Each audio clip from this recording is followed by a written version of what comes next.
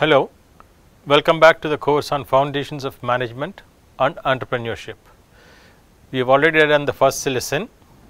We will now continue with the same unit following the previous lesson. Now, we had already done the meaning, nature, scope and importance of management, productivity and management, whether it is a science or art or a profession. We have also completed whether there is a universality of management. Now, in this lesson, we will be learning about the principles of management and the functions of management. Now, let us see what is the course coverage in today's lesson. We will talk about the development of management thought, which has basically the classical theories, the neoclassical theories and the modern theories.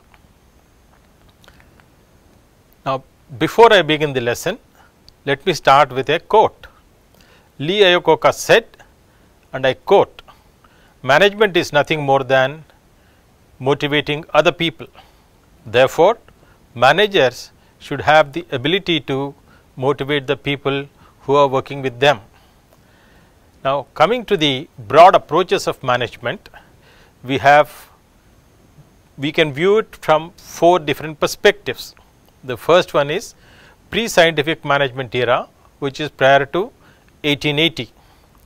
The second one is the classical theory, which was developed during the period 1880 to 1930.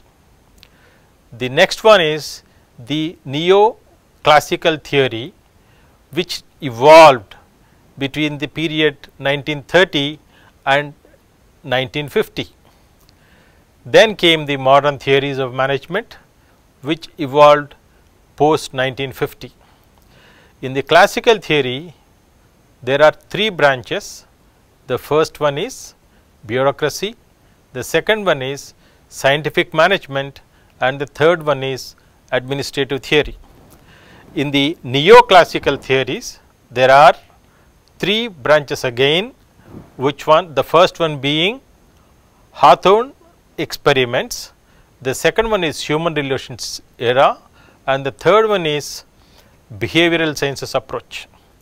In the modern theories, we are going to look at the quantitative approach, systems approach and the contingency approach.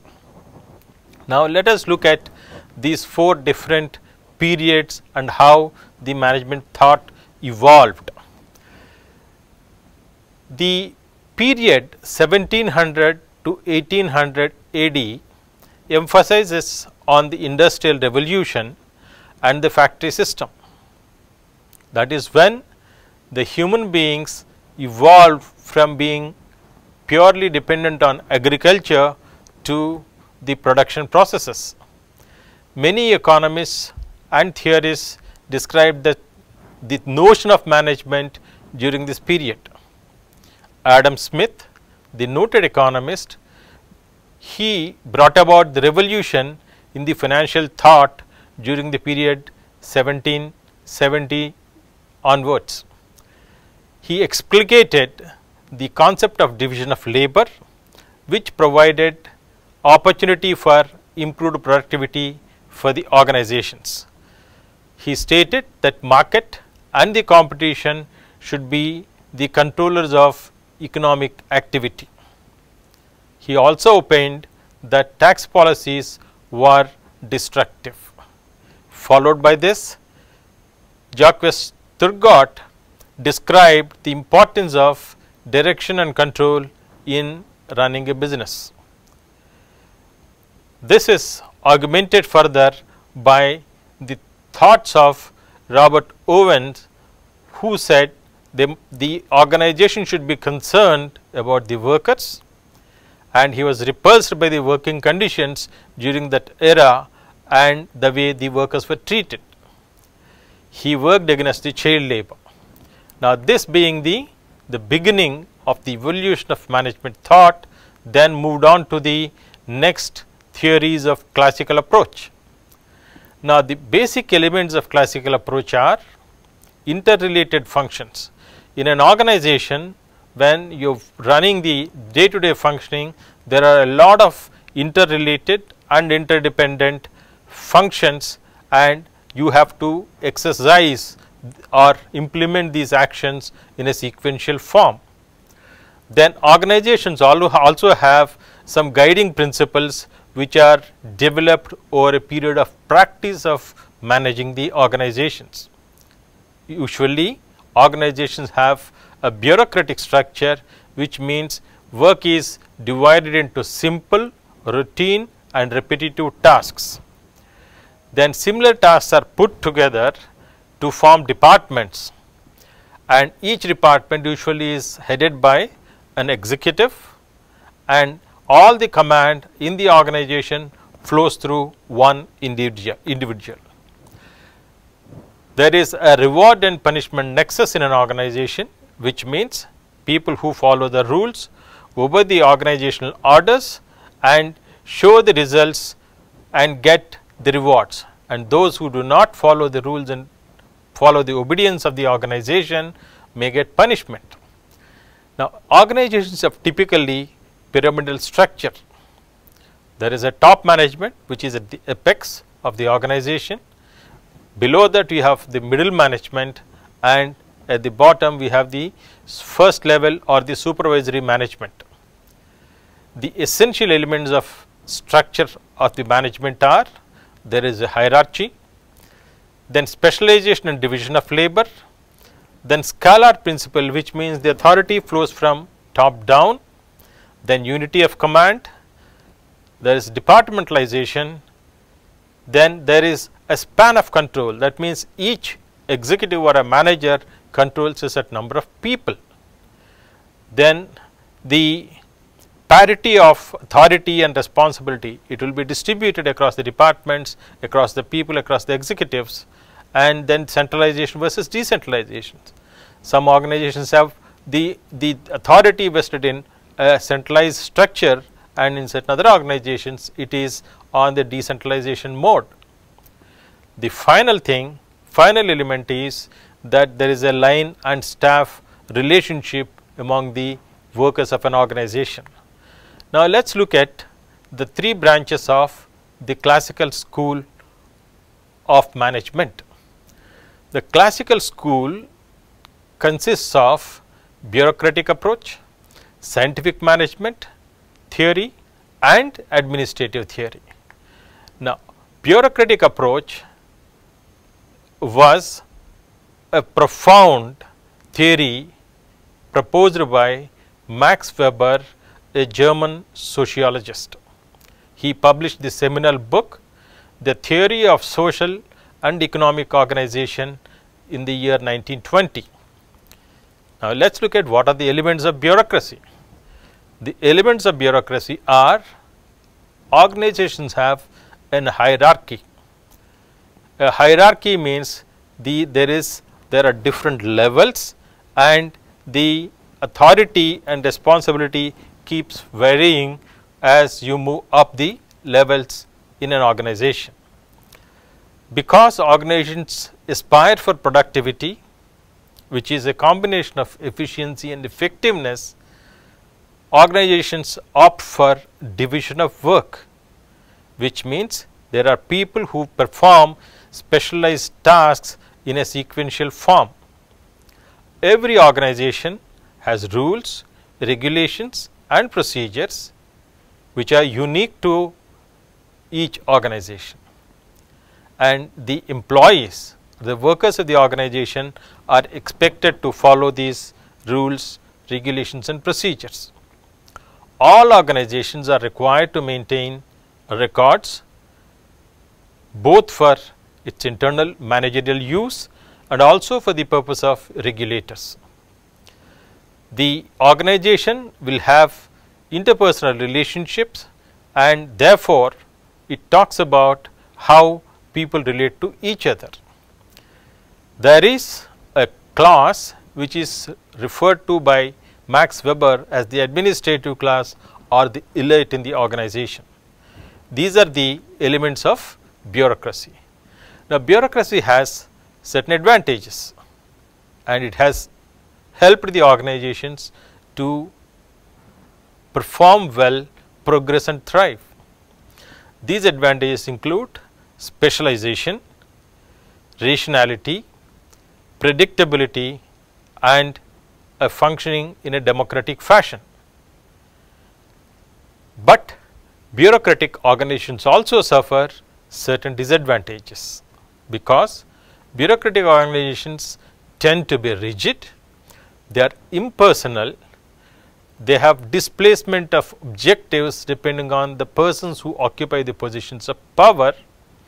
Then there are compartmentalization of activities which can lead to some inefficiency in the functioning of the organization. Over a period of time, bureaucratic organizations are likely to create empires within the organization. People create a kind of an empire around them which will make the organizational functioning suboptimal. And bureaucratic organizations also will lead to some kind of red tapeism. Subsequently, post bureaucratic organizations, a major development took place in the evolution of management. Frederick Winslow Taylor, a mechanical engineer, proposed the scientific management theory. It is an approach that emphasizes on the scientific study of work in order to improve worker efficiency. Now, this is an outcome of the work done by Taylor at Midvale and Bethlehem Steel Companies in Pennsylvania. He published two seminal books titled Shop Management and The Principle of Scientific Management. Taylor is credited to be the father of scientific management. What are the basics of scientific management? The basics of scientific management include each task in an organization should be scientifically designed so that it can replace the old rule of thumb. This is based on his years of study at Midvale and Bethlehem Steel Companies, where he found there was no differentiation in terms of productivity or the performance of workers, and everyone was given work on rule of thumb. Post the publication of scientific management, the organizations have adopted the way of making a scientific study and then allocation of work. Workers must be scientifically selected and trained so that they can be able to produce the best in their jobs. This in a way is the beginning of a scientific and methodical way of recruitment and training in the organizations.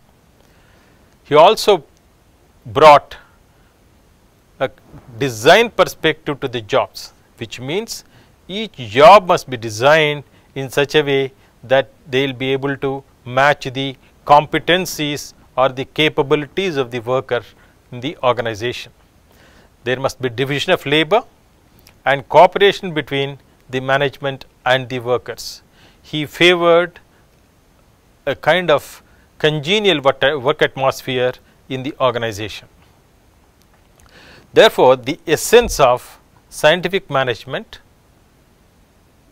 is science and not the rule of thumb should be the basis of work. Organization should work in harmony and not in discord. There must be cooperation and among the workers of the organization and not individualism. Maximum output in place of restricted output should be the norm in the organization, because organizations want to maximize its competitiveness or the reduce its cost. Now, development of each man to his greatest efficiency and prosperity is a hallmark of the scientific management theory.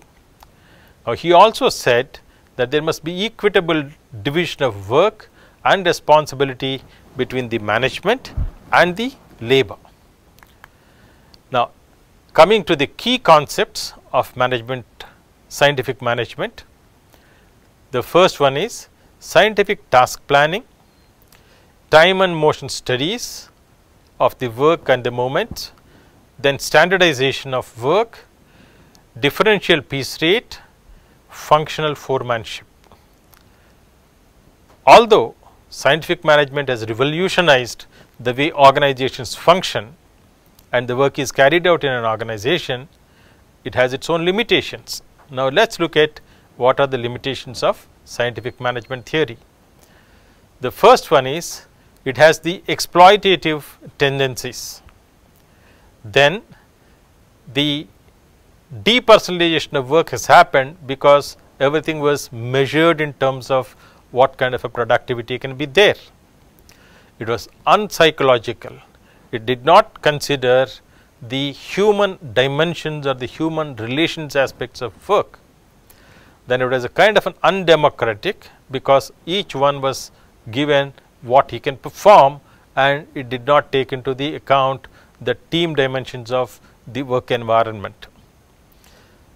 In a sense, it was antisocial. It is not original to what a human being perceives work to be, and some of its assumptions were unrealistic. When Frederick Taylor was working and coming out with his theory of scientific management, simultaneously at the same time something else was happening in the field of management.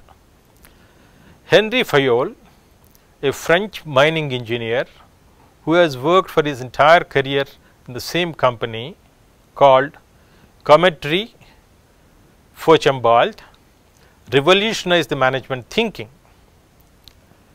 by developing the administrative theory. He is credited to be the founder of classical management school. He believed that management is something that can be taught for people to learn. Now, he basically classified the business operations into 6 major activities. The first activity being technical, which deals with production. The second one, commercial, which deals with buying and selling of goods and services. The third one is financial, which deals with the capital deployed in the organization. The fourth, the security, or what we today call the estate, which deals with the protection of the property of the owners. The next one, of course, deals with the accounting, which is required to keep the book of records of financial transactions. And the last is the managerial. Now, by then the first 5 were well developed in the organizations, and therefore Fayol thought that he should focus more on the managerial dimensions of an organization. Now, he has looked at the managerial functions in 5 different ways.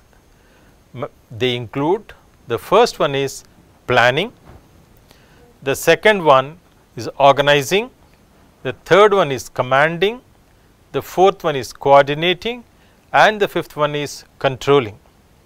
Now, what is planning? Planning is devising a course of action that will help the organization meet its objectives. Organizing is mobilizing the material and the human resources of the organization to plan into the effect.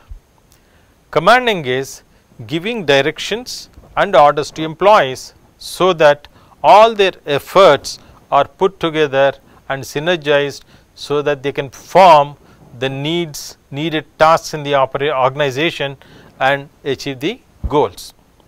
Now, coordinating is making sure that the resources and activities of the organization are working harmoniously to achieve the desired goals. Now, last but not least is the controlling. Controlling is monitoring plans to ensure that they are being carried out properly. Now, he was the first to identify and categorize the managerial functions. Subsequently, these functions have been recategorized by the other thought leaders in the field of management as planning, organizing, leading and controlling. Fourier, based on his extensive studies, has also come out with 14 principles of management which are still valid, and universally these principles are applicable. These 14 principles form the basis of work in almost all the organizations. Now, let us look at these 14 principles of management. The first one is the division of work.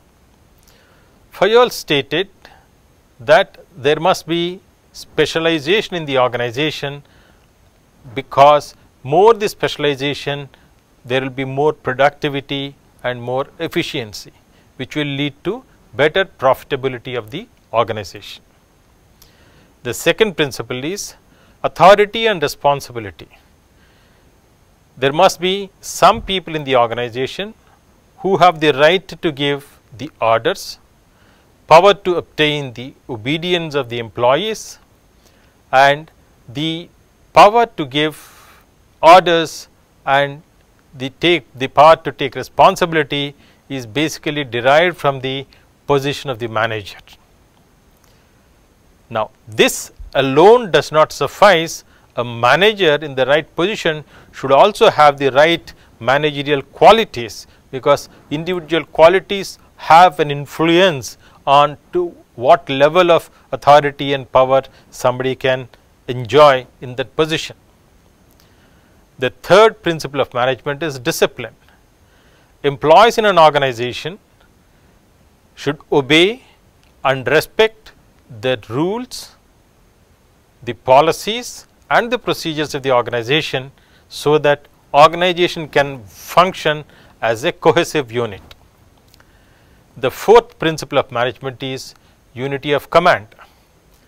Employees should receive command from only one individual or one source. If there are multiple people who are giving commands to the employees, it can be chaotic.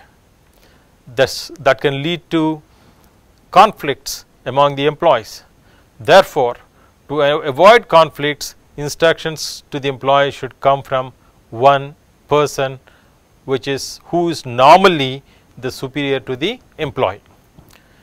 The fifth principle of management is unity of direction. One manager should have one plan. That means the direction has to be uniform, and that should be given by one person who is responsible for delivery of the results. The sixth principle of management is subordination to the individual of the common good, which means the organization is above the individual. Therefore, the interest of the individual is subordinate to the interest of the organization. So, all individuals working in an organization or all employees working in an organization should work for the common goal, that is the interest of the organization. The seventh principle of management is remuneration of personnel. People work in organization for earning their livelihood. Therefore, the managers should be fair to both the employer, who are his masters, and the employees who are working in the organization. He suggested that profit sharing should be restricted to the managers and should not be offered to the workers. Profit sharing to managers is an essential incentive for the managers to bring the best of their potential for the benefit of the organization. Fourier did not favor that in the case of the workers. Now, order is the next principle of management, that is the eighth one. He wanted the organizations to be well organized, which means a place for everything and everything in its place. Therefore, organization should make sure that all its resources have the right place for the right thing at the right time, and so that the people can access it without wastage of time.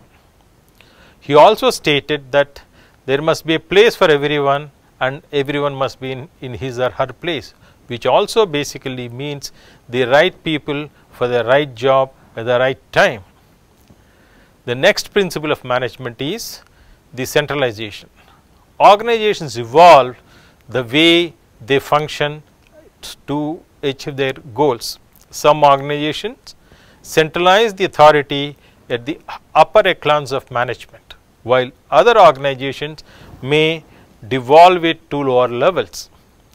Now, it depends on the style of the leader whether an organization will follow the centralized structure of decision making or decentralized structure of decision making. However, even in a decentralized structure of decision making, the responsibility ultimately should lie with the managers and should not be relegated to the workers. The scalar function, which is the 10th principle of management, talks about authority flowing from top to the bottom. Now, when you are talking about authority flowing from top to the bottom in large organizations, because of the varied functions that the organization has to carry out, in case the decisions are getting delayed, there can be communication that can be permitted across levels, which means that there can be some kind of a decentralization and people can be authorized to take decisions across the organization, so that the organizational effectiveness can increase. The 11th principle of management is equity. Managers should be fair with their employees. They should be just, and they should also maintain that there is some kind of a kindness. They should be kind to their employees.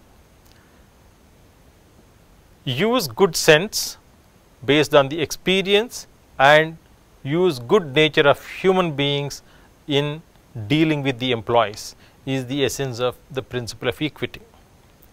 The 12th principle of management is stability of tenure. He favored the employees being retained in the organization in a certain position for a longer period, and he did not favor frequent replacement of people in the organization. 13th principle of management is the initiative. He favored individuals being given the independence to perform for ensuring the success of the organization. In the process, it will also give the individuals an opportunity for developing themselves and experiencing growth within the organization. The last and the 14th principle of management is esprit de corps, which basically means unity, union is strength. Esprit de corps talks about the promotion of team spirit among the employees of the organization, and hence union is the strength. Now, Fourier argued that a general knowledge of managerial functions and principles can help managers run any organization. He also argued that managing an enterprise can be learned and the principles can be applied by individuals. Therefore, the first three branches or the classical theories of management have laid the foundations for the subsequent development of managerial thought.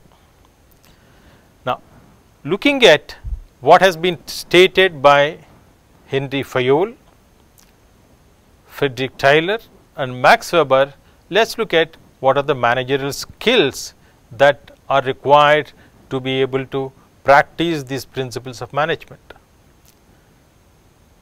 The managerial skills include physical health and vigor for the manager, mental ability to understand, learn, apply judgment and adapt to different situations, then moral energy, initiative, firmness, loyalty and dignity, along with tact to execute the functions of the organization, an ability to have the acquaintance with matters not related to the function of the manager, what is being performed, which because the managerial tasks and functions are interdependent.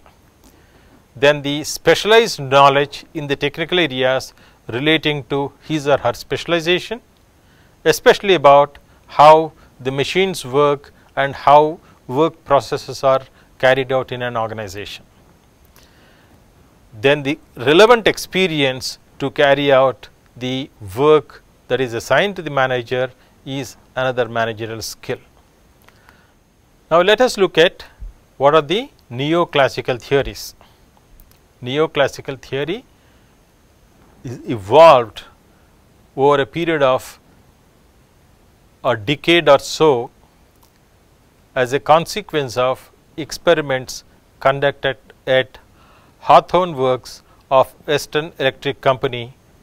The period the experiments were conducted spanned from 1924 to 1932. The studies were conducted by Elton Mayo, a professor at Harvard Business School, along with his team of researchers. Now, they conducted experiments on trying to study the worker productivity at various levels of light illumination. At the end of the study, the team of researchers found that regardless of whether the light levels were raised or lowered, the worker productivity increased. In fact, there were two groups of workers. One is the experimental group, the other one is the control group. The control group had the same level of illumination throughout the period of study. The experimental group was the one which was subjected to varying levels of illumination. To their surprise, the productivity increased not only in the experimental group, it is also increased in the control group. This has led to a conclusion that an improvement in the performance of workers can result from a change in their working conditions and caused either by the response to the innovation or by the feeling that they are being accorded some kind of an attention or being observed. To sum up, the Hawthorne effect is the possibility that individuals singled out for a study may improve their performance simply because of the attended attention they received from the researchers rather than because of any specific factor being tested. Now, this has led to a further study in a bank wiring room experiment. There again, the study was done on an experimental group and a control group. During this experiment, it was found that the group had established its own standard of output. Basically, in the experiment, what they did was, there was an individual related payment and there was a group incentive. The underlying hypothesis was that the group would work together to maximize their income. The more the group performs, the more the group would receive as an incentive. And within the group, there are some individuals who are more productive than the others. But at the end of the study, they found that the group had its own internal norms which were evolved informally, and anybody in the group trying to overproduce, surpassing the group norms, were reprimanded through social pressure. Hence, groups as a team or a group work norms have evolved as a consequence of this study, because sentiments had greater impact in influencing the individual behavior than did the economic incentives offered by the management, which basically means Hawthorne experiments and the bank wiring room experiment have led to the recognition of group as a unit for study for performance improvement. Back on the Hawthorne experiments, a new approach has evolved in the neoclassical period of management evolution. This is called the human relations approach, where motivating people in the organization in order to develop teamwork to fulfill their needs and achieving the organizational goals has become the focus of organizational management. The features of human relations approach are: it strives to create a positive work environment in which people can fulfill their own needs as well as those of the organization. Here we can see that organizations have realized that individuals have their own needs, personal needs. It could be just being a part of a group. Apart from that, individuals are also responsible for delivering the organizational needs. The goals of employee satisfaction and productivity both are inextricably interwoven. Therefore, the individuals, while they are fulfilling their own needs, have to align their needs to the organizational needs. Human relations in the organizations are better when people management is better, which stimulates more work and better work environment. Human relations in the organizations are better when people management stimulates more and better work. The ultimate goal is to make workers more productive and achieve organizational performance. Now, the postulates of human relations approach are: at the individual level, it recognized that each individual is unique and each individual brings to job a certain attitudes, beliefs and ways of life as well as certain skills, namely technical, social and logical. Then the second postulate is the work group. Work is a social experience. It is not an individual experience. People work in teams, they work in groups, the workers are a community. Workers find satisfaction in membership in their respective social groups within the organization. This drives a sense of productivity, sense of motivation for the individual. The work environment itself is very important in the human relations approach. It is the responsibility of managers to create a positive work environment. The managers have to define the goals of the employees clearly, incentivize properly for their performance, and decisions should be made by the managers timely so that the workers are able to deliver what they are expected to deliver. It is a responsibility of the managers to make work interesting and motivating.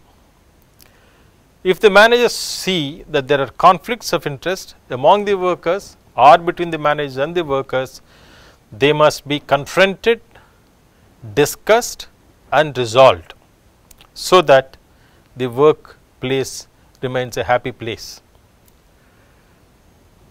Managers as leaders must generate respect for themselves. Leaders do not demand respect. As a matter of fact, they command respect by way of their actions.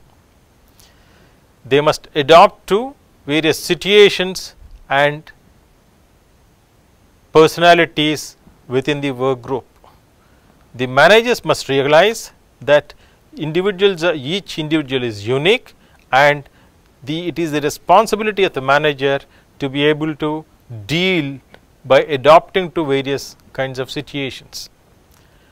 He must offer a very pleasant and harmonious working climate to the employees of the organization. As a leader, the manager must allow members a certain amount of role in the decision making within the department and the organization, which will be motivating the employees. This has then been followed by the behavioral sciences approach, which is a natural evolution from the Hawthorne experiments.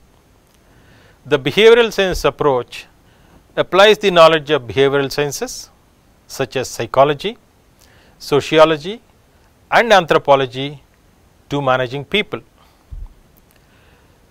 A pioneer in the behavioral science approach is Abraham Maslow, an American psychologist who has developed a hierarchy of human needs which became the basis for work motivation in organizations. The 5 basic needs identified by Maslow are physiological, safety, social, self-esteem and self-actualization. He hypothesized that people seek to satisfy the lower level or the lower order needs such as physiological, safety and social needs first. Having been satisfied with these 3 basic needs or lower order needs, people will aspire to seek satisfaction in the higher order needs, namely the self-esteem and self-actualization. The other behavioral science approach which was important from the management of organizations is the theory X and theory Y proposed by Douglas McGregor. He was a professor of management at MIT Sloan School. He proposed that there are 2 different sets of assumptions about workers.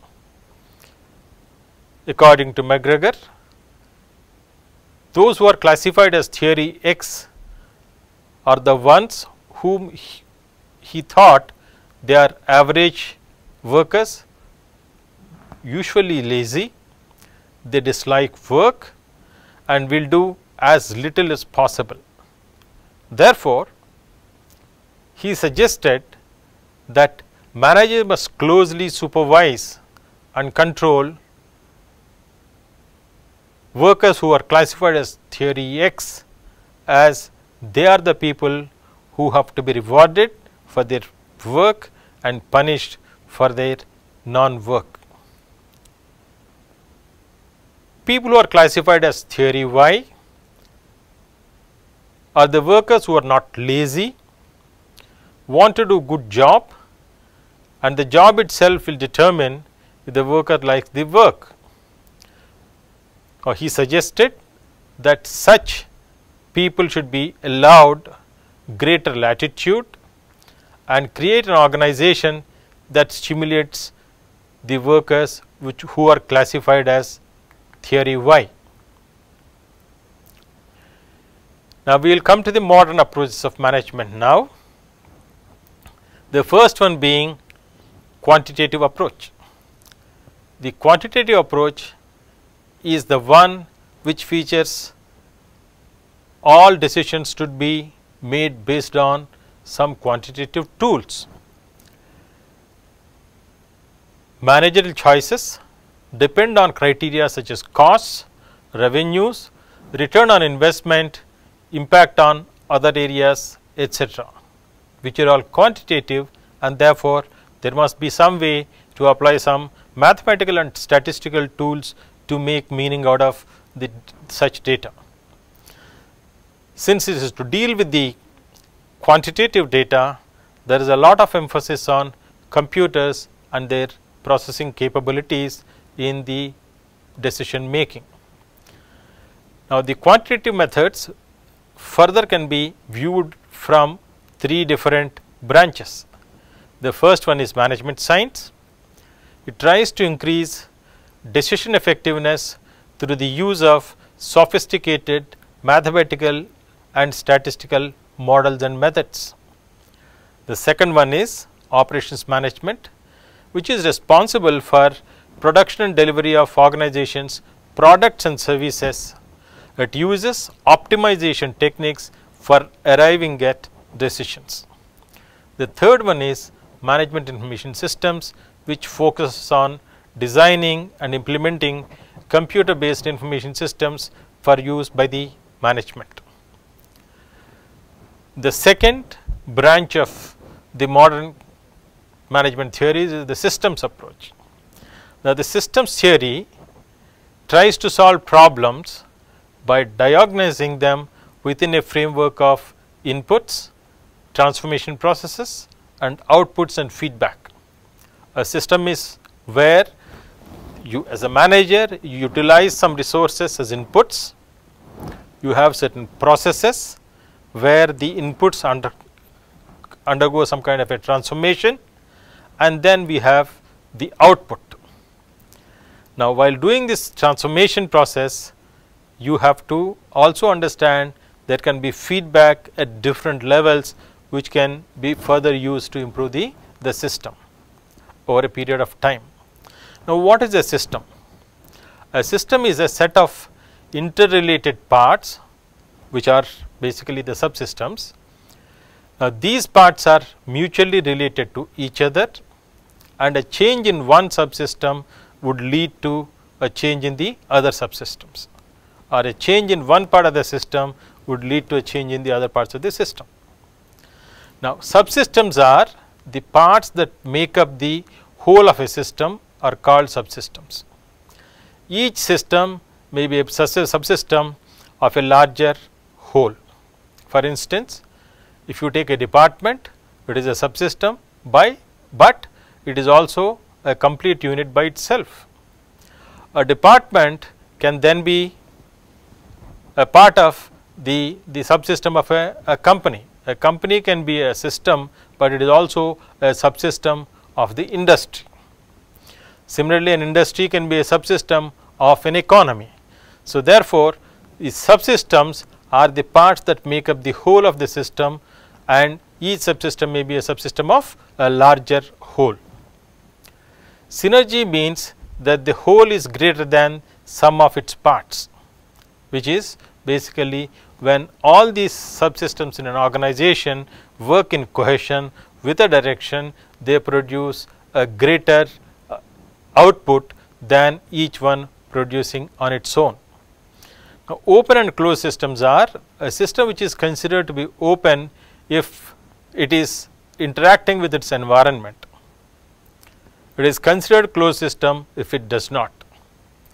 So, within an organization, those subsystems which do not have any interaction with the environment in which it is operating is a closed system, and those who are having some interaction with the environment are the open systems. Now, system boundary is a boundary that separates it from the environment. Now, an open system receives inputs from its environment, which are transformed into output in interaction with the environmental variables. Now, what is feedback? Feedback is central to system controls. It provides warning signals regarding the impending problems, issues or dangers when a system is in operation.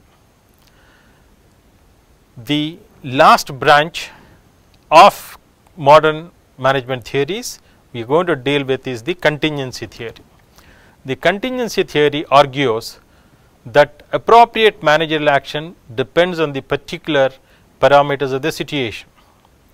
Now, there is no one size fits all, although managerial theories are applicable across all the organizations, but the managerial decisions to be taken or managerial actions taken in each organization are contextual or situational.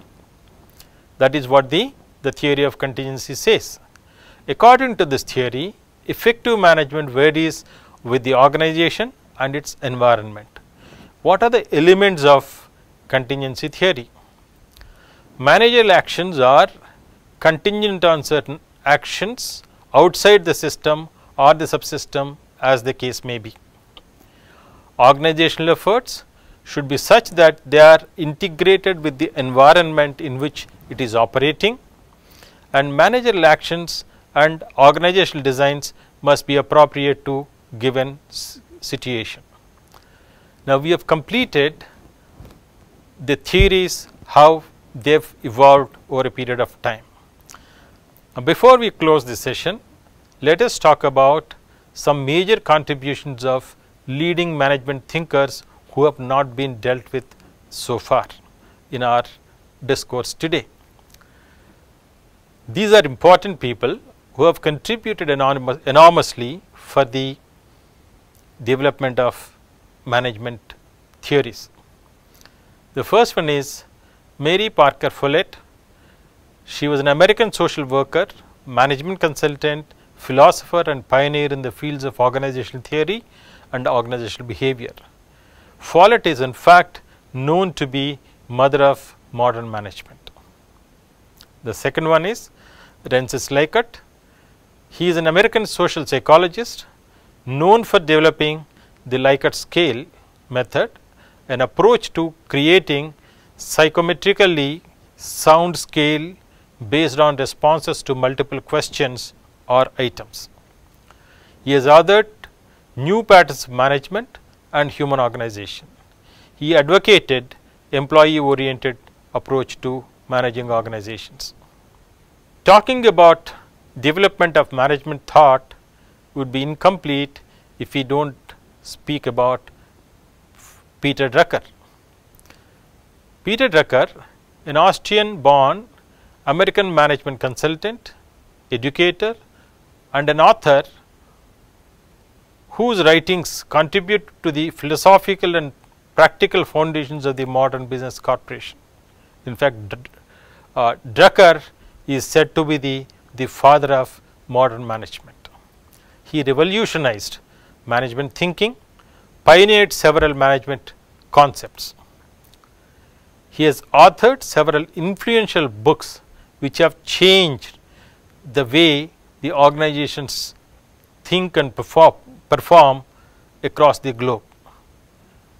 Some of these titles are The New Society, The End of the Economic Man, The Future of Industrial Man, The Practice of Management, Managing for Results, The Effective Executive, The Age of Discontinuity, Management, Tasks, Responsibilities and Practices. With that, we have come to the end of today's lecture. We will meet again for the third lecture in Unit 1. Thank you.